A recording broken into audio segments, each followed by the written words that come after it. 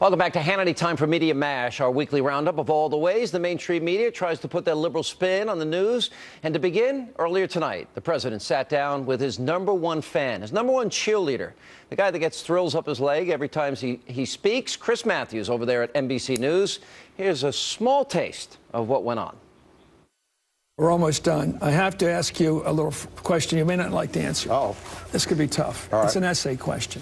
Okay. The qualities required of a president. Yeah. Vice President Joe Biden, former Secretary of State Hillary Clinton. Compare and contrast. Not a chance am I going there. Wow. There's a tough question. Joining me now with reaction, none other than the president of the Media Research Center, Brent Bozell. Brother Brent Bozell, sir, how are you? Brother Hannity, how are we doing tonight? All right. Let's say little old Sean Hannity gets a chance to interview the president. What, at this moment, you have an audience of kids, what are the main questions that you think that you would ask the president? Would it be, I'll give you my list off the top. What do you say to those people that you promised, if they like their plan, they keep their plan, but lost their plan? What do you say to those people that like their doctor, lost their doctor, when you said they can keep their doctor? What do you say to those people, those families that you promised would save, on average, $2,500 per family per year?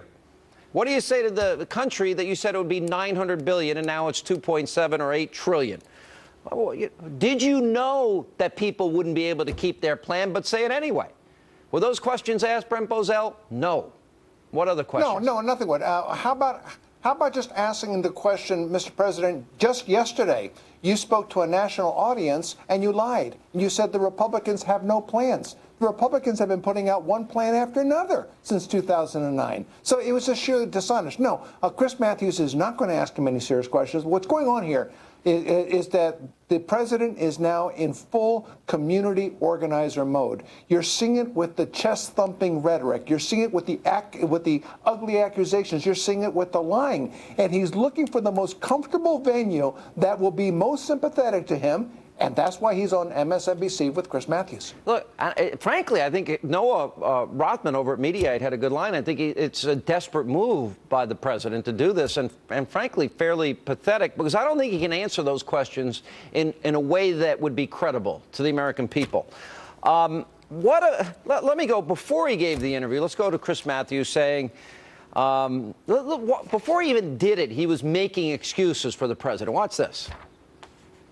I think I would compare it, Andrea, to a brilliant writer, perhaps, with a great theme who turns in a paper with a lot of misspellings or bad handwriting. It's a bad way to roll out something. With all the great strengths, potentially, of a national health care system along these lines, the way it was rolled out has hurt it. It hurt its reputation. It's given the other side a lot of talking points to use against the president generally in terms of his competence.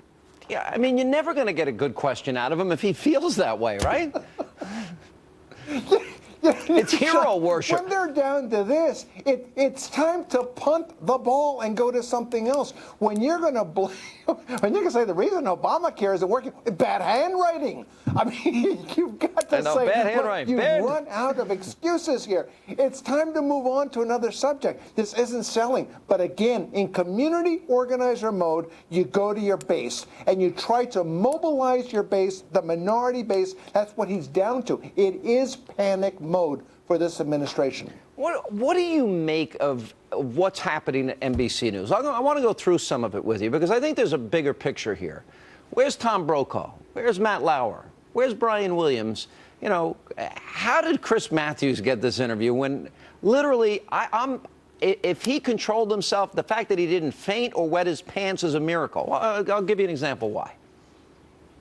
Think about this man's life, about how hard he's worked, how he's achieved so highly at school, how he's married so well and so faithfully, how he's fathered 2 great daughters and kept them, protected them, been a truly great father to them, been a true partner in his marriage, treated his office with such respect and dignity, has never once let us down with his personal behavior. When is President Obama going to get some credit? And this is It's like Rodney Dangerfield. When's he going to get some credit for this amazing economy that's coming back? I look at Obama as a perfect American. I don't mean politically. We can disagree left and right on him. You can argue about the drones, argue about the fiscal policy, all that stuff. But as a citizen, the guy went to school. He never broke a law. He did everything right. He raised a wonderful family. He's a good husband, a good father. My God, I don't think he's ever got a speeding ticket. The guy does everything right. Reminds me of another second inaugural Lincoln's. So much of Lincoln in that speech, from the Gettysburg Address to the second inaugural itself. The feeling most people get when they hear a Barack Obama speech, I felt this thrill going up my leg. I mean, I don't have that too often. My favorite is the guy went to school. He never broke a law. Hey, Chris, he smoked pot, a lot of it, and did cocaine. What does he do? He never got a speeding ticket.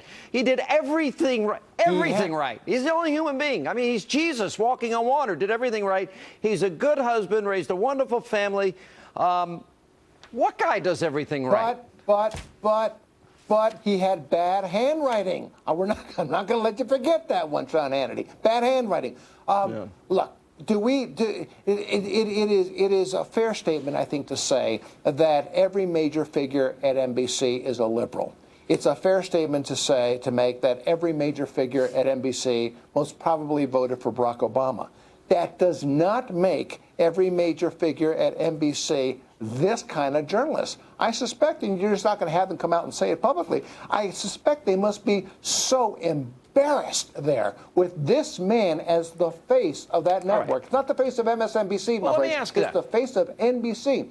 Right, all right, so Baldwin's gone, Bashir resigns, but you still got Sharpton and this idiot over here. You damn right Dick Cheney's heart's a political football. We ought to rip it out and kick it around and stuff it back in him. I'm glad he didn't tip over. He is the new poster child for health care in this country. He is an enemy of the country, in my opinion, Dick Cheney is. He is an enemy of the country. Lord, take him to the promised land, will you? See, I don't even wish the guy goes to hell. I just want to get him the hell out of here. Do you know what they're talking about? Like this right-wing slut, what's her name, Laura Ingraham? Yeah, she's a talk slut.